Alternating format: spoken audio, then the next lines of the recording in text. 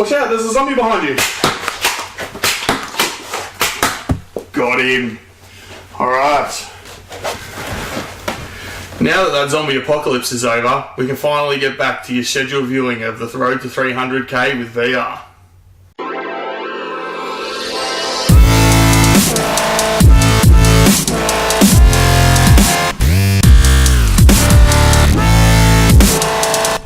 Alright guys, now that little zombie apocalypse is done with and the last zombie's dead, can finally get back to VR's weekly pop, road to 300k. So yes, obviously it's been quite a long time that I haven't made a video. I've been really busy. As you can see, you're probably sitting there in your chair going, where's VR's hat? That's a good question actually. If you know the answer to it, send me a comment, because I've lost it. I'm not sure exactly where it is, so I'll have to get another one. Before we get into the show, you can find me on Xbox Live and True Achievements, my gamertag MizzlyPluto459. You can find me on Twitter, send me a tweet at APVanRoon, and you can see me streaming on Twitch occasionally at APVR64. So with all that out of the way there, guys, I'm going to have probably quite a long episode here. It's been a really busy period in my life. I've changed jobs, I've finished up one and started another. I haven't had a chance to get on and do some quality viewing for you guys lately, so sorry about that, but you know, sometimes life happens. So I started a new job in financial planning. It's awesome. I love working there. It's great. I've got a really great team of guys in the office, and I really love the work. I'm so glad that I made the change. So that's good. I'm pretty happy with that career move. On top of that, the Great True Achievement Score Challenge has been going pretty crazy, actually. So I'll cover that in a little bit more detail in the Gamerscore competition roundup. But yeah, it's crazy. We've also got the AFL Grand Final tomorrow, which is like the second best day of the year. You know, Australia Day is the best day. Grand Final Day is the second best, even if your team's not in it. Just an excuse to get on the beers and you know, have a barbecue and just generally be Australian, which is, you know, what's there not to love about that, really. Finally, the things going on in my life. There's been another Z-Town that's happening. It's happening actually next weekend, the 7th of October. It's happening. We're going to drive out on Friday night at about 6:30 p.m. We're going to drive from Melbourne to Adelaide, which for those of you who are international and won't know, it's about an 8-9 hour drive. We're going to get there about 3, maybe 4 o'clock in the morning, go to sleep and wake up at 11 o'clock for a midday arrival at the Adelaide University for Z-Town. So I've got a GoPro Hero 3 Plus. I've got that. I've got the chest strap, so I'll be able to pretty much film the whole thing. I've got spare batteries, I've got a massive SD card. It's gonna be huge. Anyway, so in regards to this show, I'll try not to waffle too much like I'm in the pancake parlour, but we'll move straight on to the games roundup. It's been, you know, way too many weeks that I haven't put a video up, so it's going to be quite a long roundup. I'll talk mainly about the games I've finished. I'll glaze over the ones that aren't so great or worth your time. But yeah, it's been a pretty big week. Pretty big nearly month. So we'll start there. Action News Heroes, I finished that. Generic twin stick shooter. Yeah, really all there is to say about it. We'll move on to the next one. It's Rocket League. You all know Rocket League. It's great. They released a new DLC about 2 months ago, I think it was. Slammed that out. It was great points for the Great True Achievement Score Challenge. I probably shouldn't say this because his head's big enough already, but Beachy, pretty good at it. He beats me consistently now. It's about all he plays since, I don't know if I showed it to him, maybe I did, but probably my own fault then, I guess. But yeah, he comes around and rolls me every time he comes around. But we actually tried out the crossplay. He plays on his Steam at home sometimes, and I'm on the Xbox One, and it works really well, actually.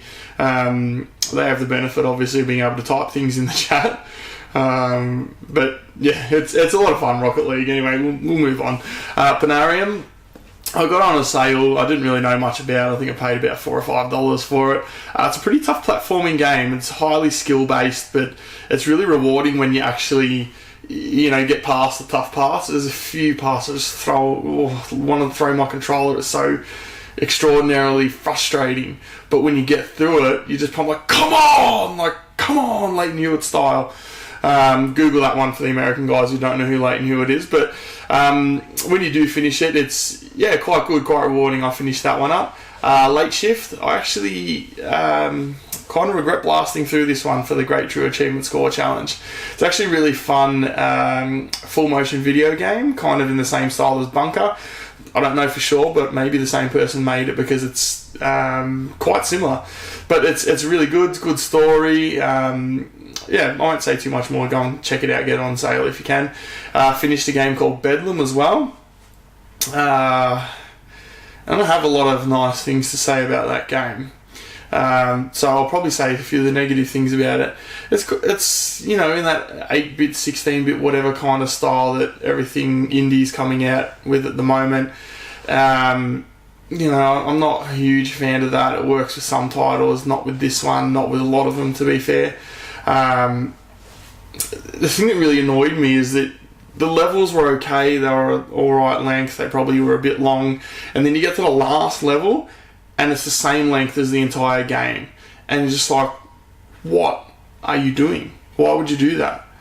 And it wasn't fun, it wasn't interesting. You got a bit of dialogue as you went up every floor, and there was about 10 floors, and you're like, you could have just made this into one floor and not leave an even more bitter taste in my mouth, but no, you decided not to do that. Avoid it. I wouldn't bother. It's not very long if you want to put yourself through an arduous torture, but anyway, maybe play something else.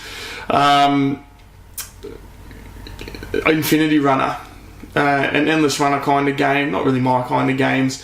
Really annoying actually. Sometimes you'd be turning right on your right stick and it would run you straight into the wall, and you're like, what the hell are you doing? Like, I was turning, you're actually holding the turn right button and it kills you, and you're like, anyway, it's just a real big grind, and totally unnecessary grind, and totally not fun for that grind. It's a pretty short one. It's about 6 to 8 hours if you want to play it, but probably don't. Zombie Army Trilogy, oh my god, I finished it. It is such a good game. I had such a good time with Ken Chanaburi and Crackshot. Just slammed those zombies hordes coming through. A few of them got out of the game and into my home theatre room there. You had to see me finish them off. That's why I hadn't been on for about 6 weeks. Happens sometimes. The shooting mechanics are really good, like Sniper Elite 2, I imagine I haven't played, but Sniper Elite 3 and probably 4. It's really, really tight shooting. They've got that down. Great. I really don't have many bad things to say about it. I mean, it's worth touching on that there's a 10,000 limb grind at the end of the game, which sucks, and took me probably an hour-ish, 2 hours. I don't know. It all kind of blended into one. But still gave it a 5 out of 5 on True Achievements. Love the game. Lots of fun. Doesn't sour the experience for me at all. Dad Beat Dads. It's a quick, easy game for GTASC. Not much more to say about it. Shred It. It's actually a pretty good game, Shred It. It's a relaxing snowboarding game. It's got a different graphic style I haven't seen a whole lot of, like drawn on paper kind of graphics. So you pick up leaves and all sorts of different things you collect along the way, and it's like they're drawn onto paper and scanned into the game. It's kind of difficult to explain, but if you Google a trailer of it, you'll see what I mean. It's quite charming, I thought, quite relaxing. Come home after a tough day at work and you're like, I'll just go a bit of snowboarding. Suffers the same problem that Infinity Runner did. A lot of times you're pressing that A button to jump and it's just not. And you're like, what the hell? Sometimes you need a perfect run to collect those packages, which is another thing that I don't like about the game. The semi-luck based achievement for completing your sticker board. It's random which sticker you get so if there's 5 rows. If you're in the 5th level, you get a sticker for that, but there's 5 stickers. So you could play it 20 times and not get the sticker you need to complete that row. And it's like, who codes these things? Like, do you play video games? Why do you think that's fun? Let's move on. Toby the Secret Mine. Speaking of frustrations, had a bit of a problem, and I might have gone in on the game a little bit in the Discord chat, in Freem's Discord chat, about how annoying the game is, but went out, did a few things, came back, and I passed it, within 10 minutes. So it's a fun little game. It was about 2 or 3 hours or something. Not much in the way of story. Didn't really need it. It's just a little platformer. ACA Neo Geo Last Resort. It's an ACA Neo Geo game. You all know what to expect from those by now. It's a crappy port. It is what it is. In between we'll talk about in the roundup later for the Gamerscore boost game, and Song of the Deep I also finished, so we'll put that in the game of the week, game of this episode. Maybe should change the name of it. So I've also been playing a bit of Battlefield 1. Battlefield 1 actually kind of changes up the Battlefield mix for me a little bit. I've played quite a few of those games now. It's quite different from Battlefield 4 and Hardline. It's taken a bit of getting used to, but I'm enjoying it so far. The mechanics kind of wasn't quite used to the way they run the guns. Obviously, they're meant to be from World War One, so they handle quite differently. The other thing, it's kind of hard to put into words, but in the campaign I was playing, and I noticed it's kind of a departure from the original, like, yeah, you're the hero, go and kill everyone, yeah, kind of thing. It kind of points out the atrocities of war a little bit more than previous games, and actually like that. It's like, hey, actual people actually really died in this war, and a lot of people died in this war. War is not something to be celebrated. It puts in history into the game as well, which I find quite interesting. But yeah, it's quite a good game. The graphics are wonderful, the gameplay is wonderful. I've hopped on with a few friends and got into a party and just carved it up. It's a lot of fun. And also the Borderlands pre-sequel. So the pre-sequel is not as good as the other Borderlands games, and it's kind of taken me to this Claptrap DLC to realise that. I'm playing through that at the moment. Just before recording this, I just finished defeating the boss in the end of the Claptrap DLC, and it kind of just makes me realise, I don't know if they did in Borderlands 1 or 2, but it's just irritating the way the bosses are. They're huge, they take way too much damage to kill, and it's like you could be hiding behind an impenetrable wall and their attack still gets you. And you just sit there like, what? How did you get me? There's a wall in front of me. Or you might be running around moving faster than the bullets are, and then all of a sudden they have this ridiculous trajectory that comes and gets you, and you're like, it's really cheap the way the boss battles are. And maybe it was like that in previous games, like I said, but I can't recall. But I've noticed it a lot more in the pre-sequel. It just irritates me. The final boss, you beat him, and then the next mission, you have to beat him again. He gets an upgraded version of himself. And then after you defeat him in that, he gets another upgraded version of himself. And you're like, come on, man. What the hell is this? Anyway, we'll move on. We'll move on to the next bit there, because I'm getting a bit crabby about that. I've also been working through the recovery of my bean dive, which I mentioned in the last episode. I started with 1,153 achievements needed for recovery. As of the recording of this, I was down to 703 for recovery, so it's been going pretty well. Pretty happy with that. I've achieved my three outstanding goals for the year. 400,000 true achievement points, 250,000 Gamerscore, and 215 completed games. I set some new goals towards being due at the end of next year, so 500,000 true achievement points, 315,000 Gamerscore, 240 completed games, and an achievement completion percentage of 93%, which is where I was heading before I crushed my completion percentage with the bean dive. We'll move now over to the Great True Achievement Score Challenge, or GTask Roundup. So if you've been following the first 10 episodes, you'll know I've been crushing it. Not really any danger of elimination for the past 7 weeks or so since I recorded. smashed it. There's now only 21 teams left. As it sits of recording, we're in 5th position, so we'll probably be going through this round unless there's a mad dash that gets us in the last hour of the day. 21, even if we went out at 21, there were over 400 teams when we started this at the start of the year. So, it's a massive achievement. I think, I'm really proud of all my teammates. They've admittedly there's been a lot of weeks where I'm the lowest scorer.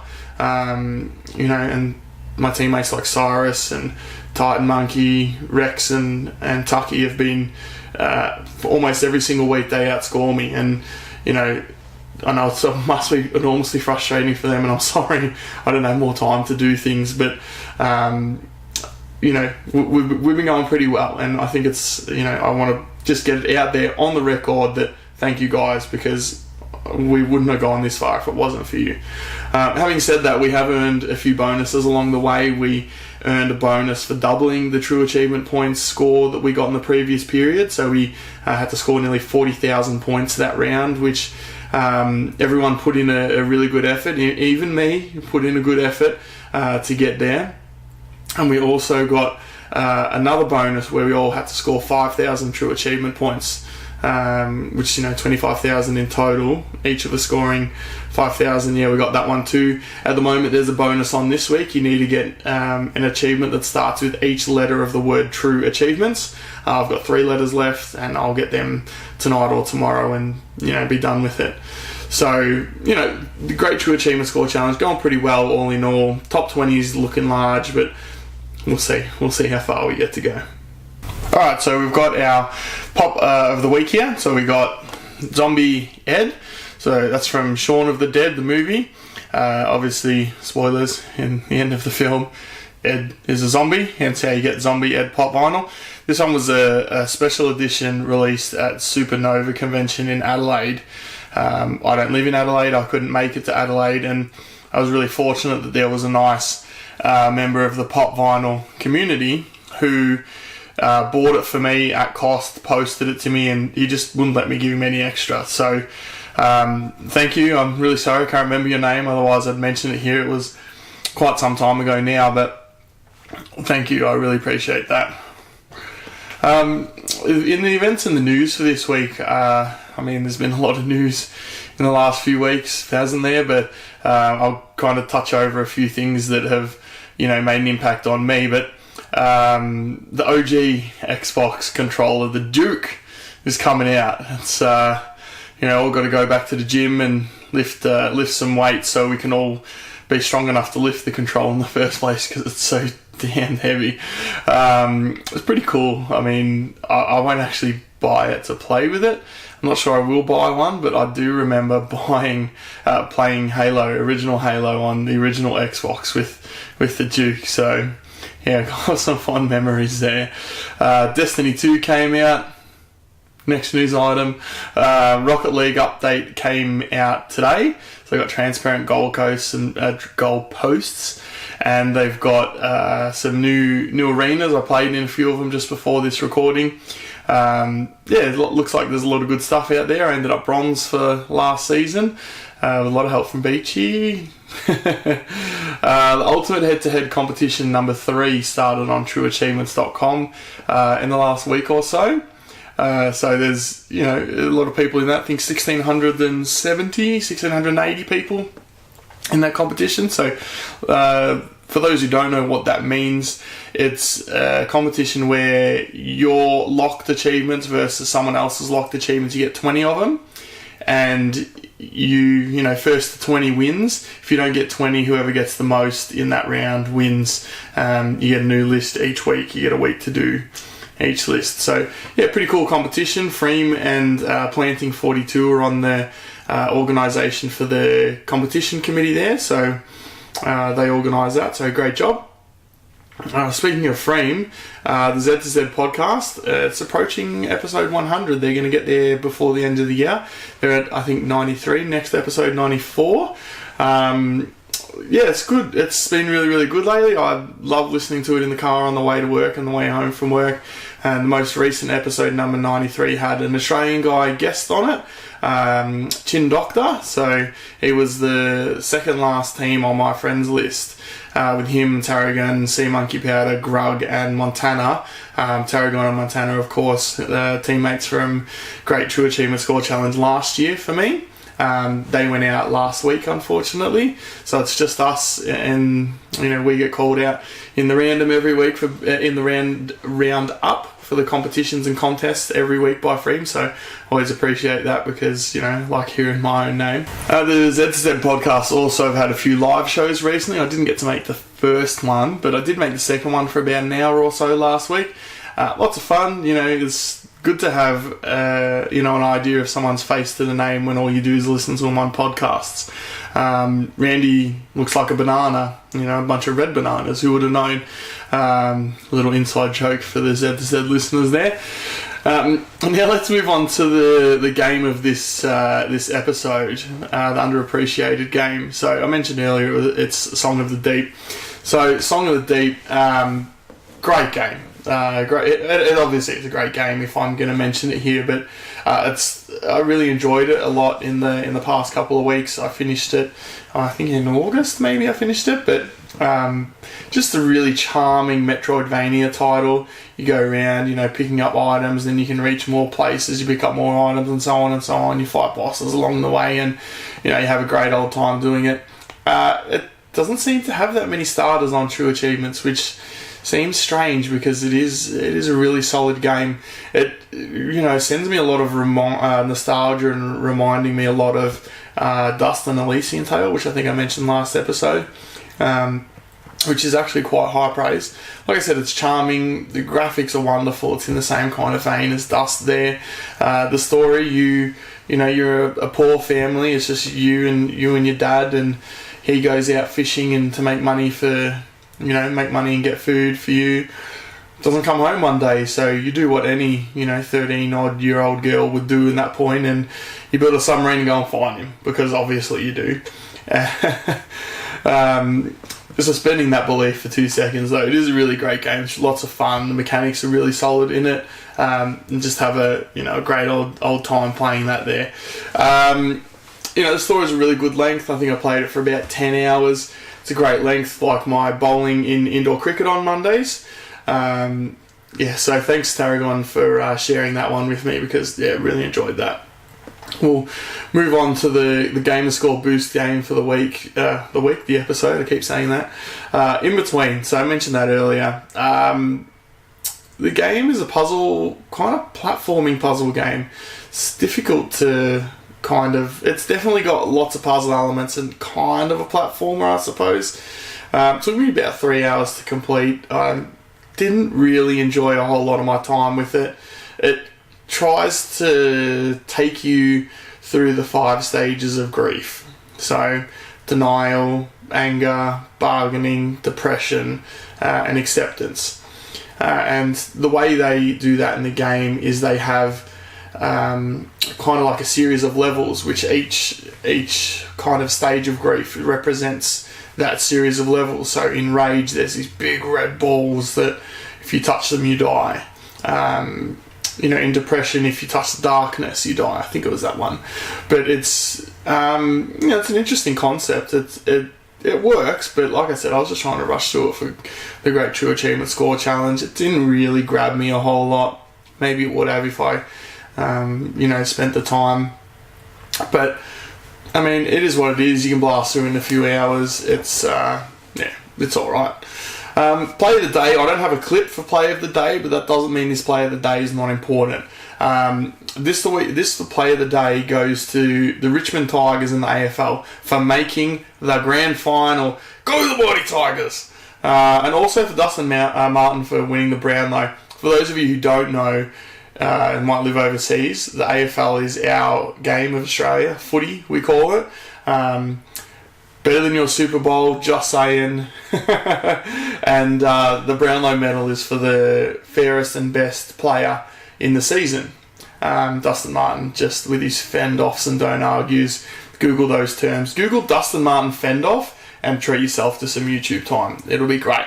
Anyway, play of the day, Richmond Tigers, Dustin Martin. Just go ahead and win the grand final, please. Save you don't want to hear about 35 years of premiership drought anymore. I want the Tigers to get up and win. Anyway, that's what I'll be doing tomorrow. I'll be sitting down with a few cans with all the mates and going and doing that. So I'll see you guys in the next video. Hopefully it won't be 7 weeks away. Definitely won't be 7 weeks away because I'm going to Z Town next week. But in the next video of Road to 300k, you can find me again on Xbox, True Achievements, streaming on Twitch, and you can see me on Twitter. It's all on the next page right here.